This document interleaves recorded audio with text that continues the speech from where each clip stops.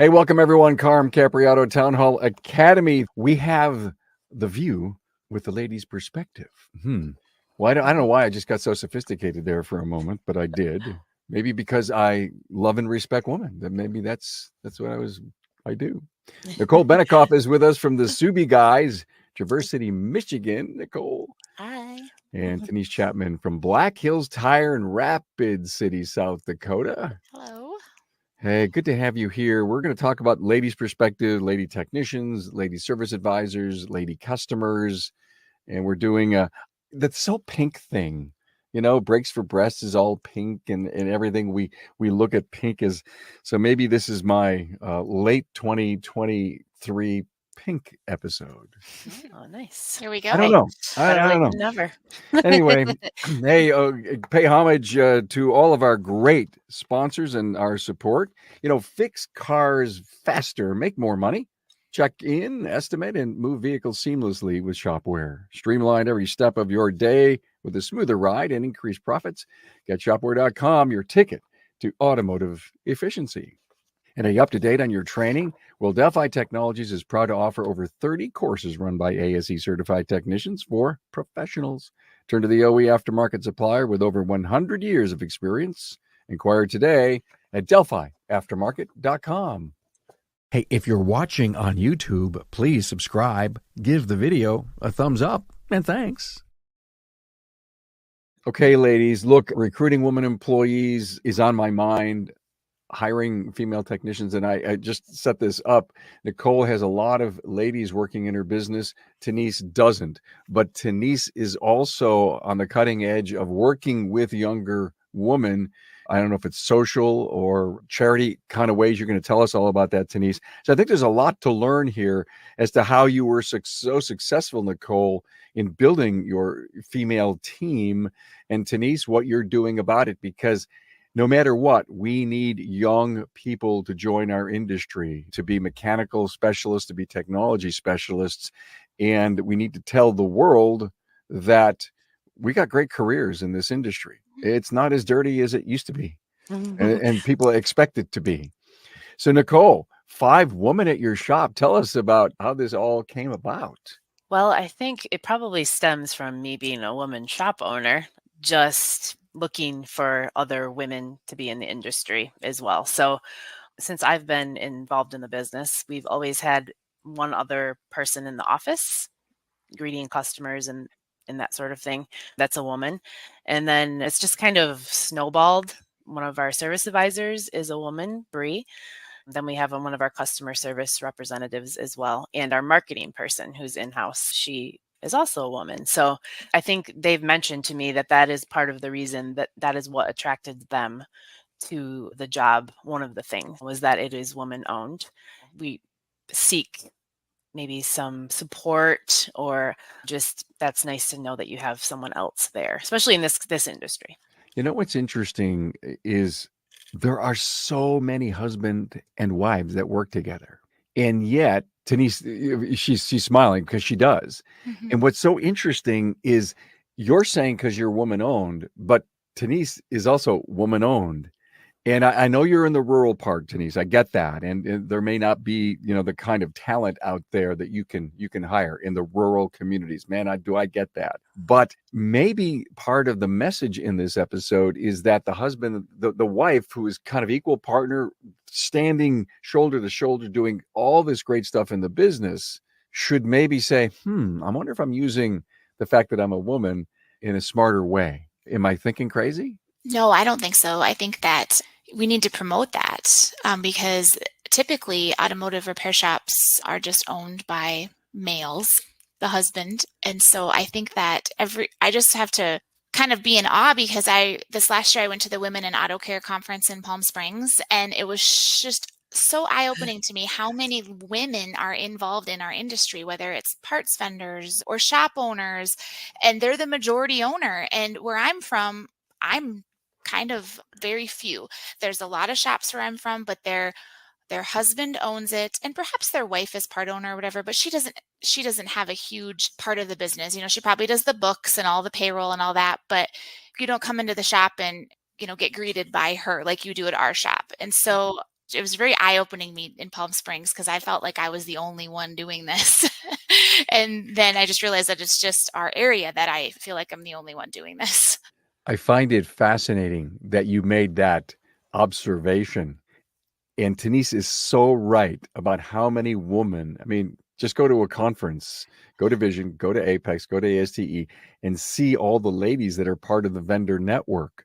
There's a ton of them. Yes. And it doesn't necessarily equate back to the front lines of the service professional. And I love your point. What is the profile of the wife in the shop who's a partner? Maybe that's part of what we should talk about, that they don't feel that face of the customer could be as important to them. And maybe they need to go out and say, I do the books, there's a lot I do some of the marketing, but maybe I should spend a couple hours on the counter every couple of days. I think it's a ton of fun. I love running the counter. So about 2 months ago, we kind of had a bit of a employee shuffle. And so I've had to run the counter on a more regular basis. And it is so much fun, way more fun than doing books. So if I could find someone to help do my books, I would much rather do that. But it's shocking that some people come into our shop and they only want to talk to my husband, Weston, or, only he can call them back. So we're really trying to change that. But I love helping at the counter. I think it's a lot of fun, and I'd much rather do that than sit in my office all day doing payroll and inventory and all that. Definitely. I agree. I think that having somebody, while it's more unusual, right, to have a woman at the counter, just because our goal is to try to make people comfortable, right? We want to allay as many of their fears as we can, the anxiety, the stress of having to drop their vehicle off. I think that goes a long way when you have somebody that can understand, a woman when they come in, and also so they feel that they're on common ground with somebody. So I think that for us, it's worked out really well. Absolutely. That was one thing when we opened our shop. We really wanted to make sure that it didn't have the traditional, tire store, automotive, shop vibe. We didn't want it to smell like tires or, or have tires in the waiting room. And I caught a lot of heck from our vendors about that because I refuse to let any of those signs in my waiting room. I just don't. I'm sorry. I will put it on my website, whatever. But our shop, when you walk in, it feels like you are in a coffee shop or maybe a wine bar. And I tell you what, we have had so many women and even men who are in the professional industry of lawyers and accountants and all that. They come in, they're like, this is so refreshing. I trust you guys, so I don't need to see the tire before I buy it. Or we've had such an awesome, feedback on that I was glad I held firm to my, we're not going to do this. We're going to do it differently. And it's really paid off. So I was just in a wine bar on a cruise ship. Man. Now I know exactly what your place looks like, Tenise. Yes, yeah. I mean, Yes. I want to go. I don't serve wine. I mean, maybe come about 5 o'clock on a Friday. Then I could probably get you something. Hey, look, I got this discussion recently with a couple of guys in the industry about exactly what you're talking about, the image, the customer experience that happens in the waiting room, the lobby. And this hit me so hard. Someone said, we were talking about Starbucks and the experience at Starbucks and what happens at our counter from A to Z, from phone call to months after the transaction. And one of the discussion points was about the Keurig or the coffee that's available. And I was at a friend's place Saturday. The place is closed, and we were just I was getting a tour, brand new place. He wanted to show it off to me. And I go to his Keurig, and I look at the cup, and the cups were generic from a wholesale club.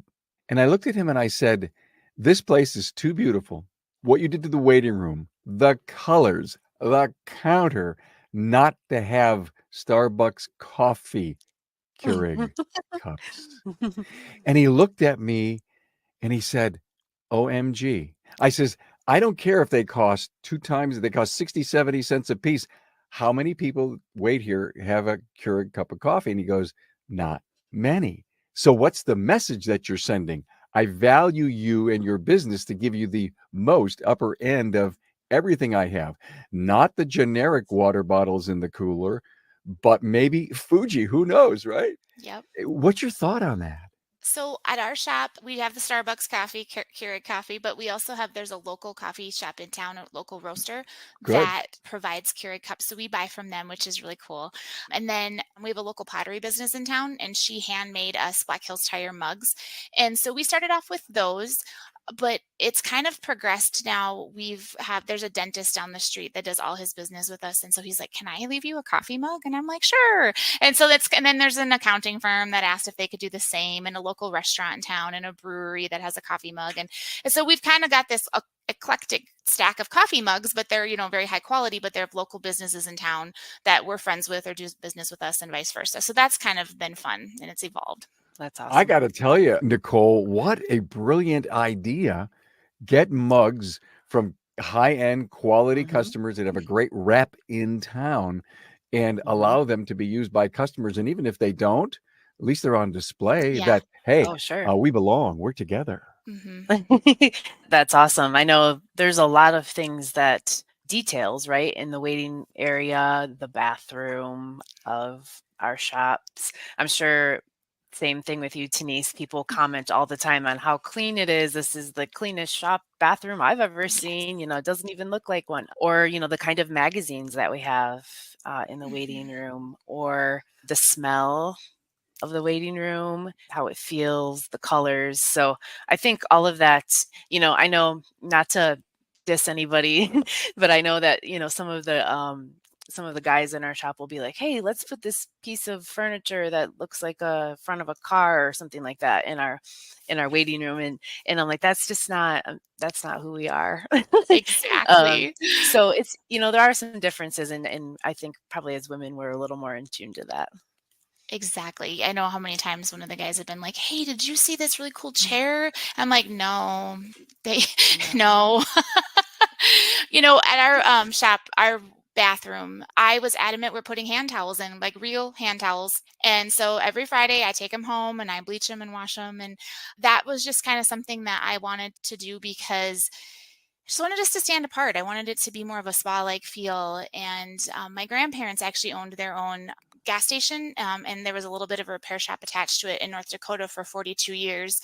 And it was part of the Amico company back then, and my grandpa won an award for having the cleanest bathrooms, and so he got to go on this trip to Chicago. And my grandma always said that was a bunch of BS because she was the one that cleaned the bathroom, but she didn't get to go with, because this was back in the early 70s, where the women didn't get to go on any of those trips. And when she told me, she goes, when we opened our own business, she said, you make sure that bathroom is clean all the time. And so we've taken that to heart. So I'm positively convinced that you don't need to be a woman owner. You don't need to be a woman partner. You don't need to be a woman service advisor, customer advocate to keep the bathroom clean, the image right, the dust away, the grease away. What are your disciplines, Denise, Nicole, inside the business to be sure that it all stays up to your standards?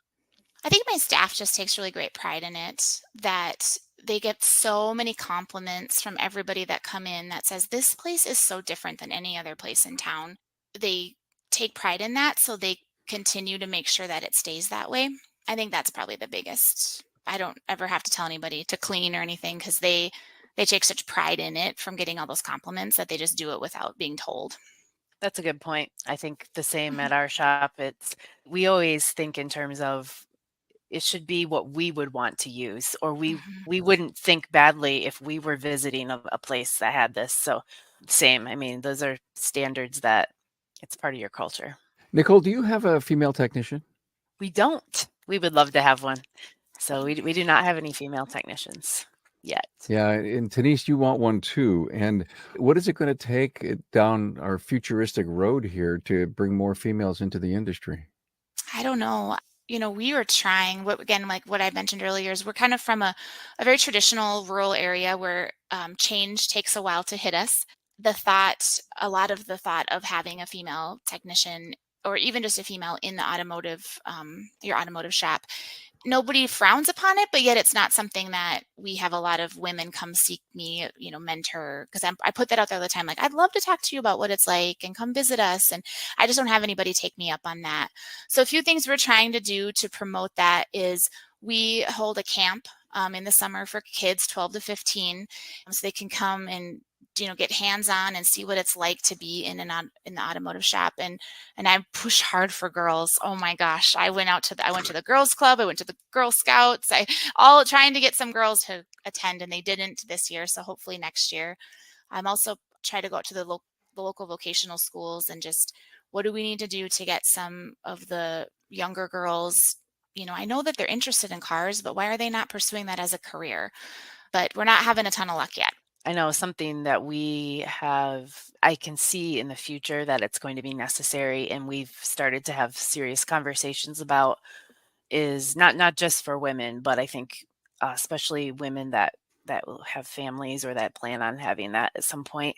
We are working really hard to have a 4-day work week that will help everybody in the office as well. Who of us doesn't, so many, we have kids, if you have kids, or even yourself, even just regular appointments, things, your animals. I think that would help alleviate.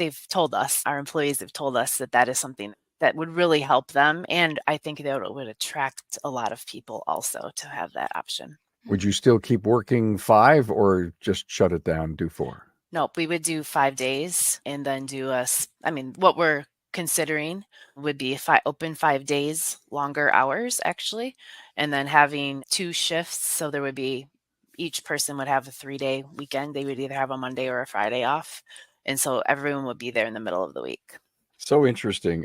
Career fairs, you're talking about camp, and I loved it, Denise. But have you found that there's any opportunities within the high schools, when maybe 8th and 9th, the 9th and 10th grade, to get out there and talk in front of students at a career fair? Get yourself 10-minute presentation. You don't even have to have PowerPoints, but just go in and say this. Did you know that on the, latest F-150, there's 1 million lines of code? Who plays video games here? Everybody raises their hands. And, it's a computer on wheels. I think the fascination in that story told over and over again to people that just look at that thing as a greasy, dirty, unprofessional type career. And, I got to get my, mom and dad complain about the cost of repairs, and I got to get it done. And I'm not sure, do I trust them? And it's got to bleed into the family, right? And we've got to get out there and change their mind. Absolutely. And that's kind of where we started with the camp, was to not just, encourage ladies and young girls but just kids in general to understand that, it is cool to fix cars, and it's not just, changing oil and rotating tires. There's a huge need for people who are interested and good at electronics, because that's what the cars are coming. And so that was what a really huge hit we had with our camp. I would love to go speak to all of our middle schools and stuff. That is something that I need to figure out how to make happen. It's just tough. Our local school district is just a little bit tough. We got to overcome that obstacle. But yeah, I guess what we have to do, though, when we're talking to counselors, principals, is to let them know that we need 500,000 technicians, whatever the latest number is today. It's huge. And we know also that inside the education system, the talk of career technology, CTE courses is blossoming. And there's even high schools that have found grant money to put up automotive technology shops. We've got that going on here in Buffalo. So I think in the educational circles, skilled trades is big. And Denise, you know it even more because your governor's out there on TV all the time talking about how well your state is geared for skilled trades. To me, if education doesn't hear you and they don't bring you in, then you've probably talked to the wrong person. From the local high school, we had 2 teachers this year that contacted us. She was actually a client. She had been to our shop. She contacted us and said, hey, will you come and speak to our students? There was 2 different classes, and, give them a presentation on the career and, just a little bit of information about vehicles in general. And so I thought that was really forward thinking for them to do that. And they said, these kids are graduating sooner. They're trying to figure out what they're going to do. So yeah, I think that's a great, if you can get in there. And, I think it was 2 half-an-hour sessions that we did with 2 different groups of people. So, and we had our manager came, and then I came as well. So I bet that was fun. It was. Yeah. I bet we want to do it again. Fun. Cool. Yeah. I recently did an episode with Greg Buckley, and he's going out talking at senior centers, not senior homes, but senior centers where the seniors just drive in, come in. He's telling them about the safety and, the health of the air inside the vehicle, drive smart, drive safe. And he's being asked by people from AARP and other of these centers, could you please come in and talk to our people? Now, think about that for just a moment. Even though some of the seniors may have an older vehicle, it still needs to be safe and reliable. I get all that, and he's there to educate.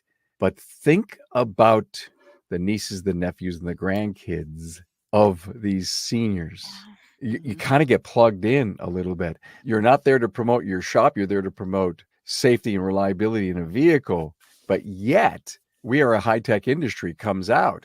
We see in the road with a tablet and a white lab coat, almost a stethoscope someday, and I'm only kidding, that we're working on these vehicles by plugging in and discovering what is right or wrong, and sometimes doing programming and certain, diagnostic work. So I think it's not going to come to us. I guess my point, we've got to go out and get it. Mm-hmm. All right. One of the things that you were telling me, Nichole, is you had a pregnant service advisor. You had this incredible discovery. Yeah. So we had never, besides myself, this is in the early part of our business that we had females that had children. This year we have somebody that's pregnant who's our service advisor, and she said, well, what's our maternity leave policy? And I thought, well, we don't really have one. I'm gonna make one. So I did some research on it, and I asked a bunch of my peers in the industry, and I said, can you guys share your maternity leave policies with me so I can kind of come up and see what's standard? And so the interesting part was that almost nobody had a maternity leave policy for a female. It was only for the fathers. It would be like 2 weeks off if they had a baby or their wife had a baby. So I was just again astounded, like, oh, this is one of those moments that you do realize that we do have, we have a ways to go. It was, because they do need to be different policies. They do need to have different facets, right? If you are, a woman giving birth to a child, you're not going to take 2 weeks off, only 2 weeks off. I was amazed, and it was, like you said, eye-opening. What a huge learning curve, ladies. Mm-hmm. and to find out that many of the peers this is a big key talking point from this episode. If anything, don't wait to hire a female service advisor. Many in our office are females. Don't, it's just maybe because they're more attuned to being accountants and marketing people. But if we're going to hire women in our bays, then we've got to totally rethink our human resource policies. Absolutely. Great, Yeah. great catch. It was crazy. Great catch. Did you, I'm assuming you wrote one then and got it Yes. all? Yeah. Yeah. And I never really thought about the difference between, there was so many different situations that came up when I was writing that policy. Like, oh, what if there's a child that was adopted? It really just opened things up. But yes, we did come, and now we have one. And like I said, it shows us that not a lot of people don't have this situation ever happen, or else they would already have a policy. So yeah, let's go. Okay, ladies, image and look of our uniforms. I'm really big on this. I just hate that black on black or dark blue on dark blue, and no contrasting, no colors, no logos. What are you doing are you separating the woman's look at all, Nichole? I feel like this is a controversial subject. Okay. All right. Duly noted. From my experience. But I personally, we tried black polos before for everybody in the office, and it's just not something that I naturally would want to wear. And I joke sometimes to some of the women in our office, like, oh, we're going to have to go to black polos if we can't get this right, and then everyone's like, no. And so just, like one cut of shirt. So we don't have that policy for us, but we do have logoed wear in certain colors and our business colors. And what do you mean in certain colors? Is there one particular color on one particular day, or whatever goes with the outfit? Yeah. So we have a few different colors that are our business colors, so black, gray, red, we have a green. Those are all the acceptable colors. And we do, like, if one of us sees something that, would work, we might buy a couple or 2 or 3 of them and store them in the back so that we have options. So what you're saying is that the ladies really don't have a different uniform policy than anyone else in the shop. They don't have a uniform that we get from a uniform company. Right, but you don't say, listen, everyone, both in the back of shop or the front of shop, this is our uniform. We all look like this. The ladies get a choice. What's going on in the shop? What are you doing for uniforms there?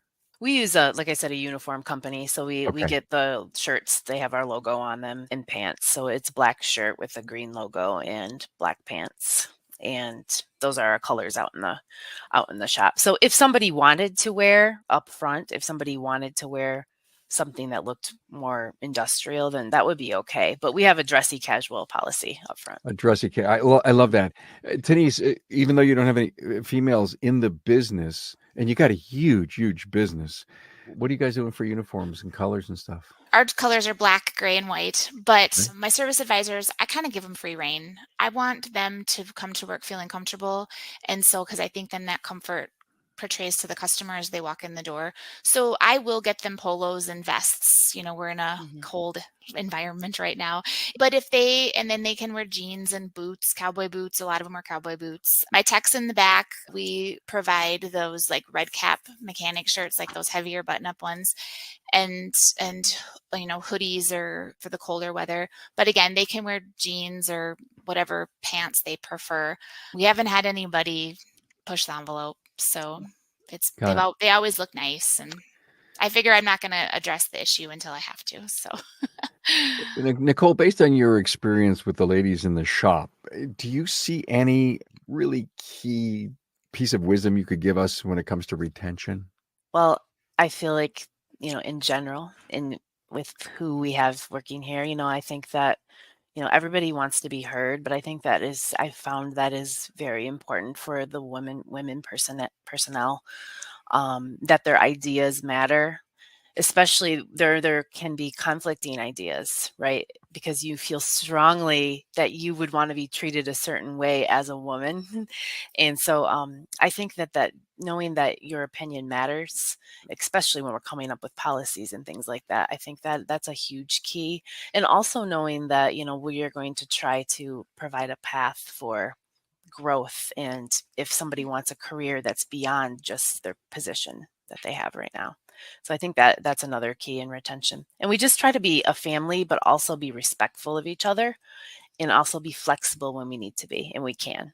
I'm not trying to discriminate in any way, but just to take your wisdom by having, 40% of your staff is female, right? Yes. Mm-hmm.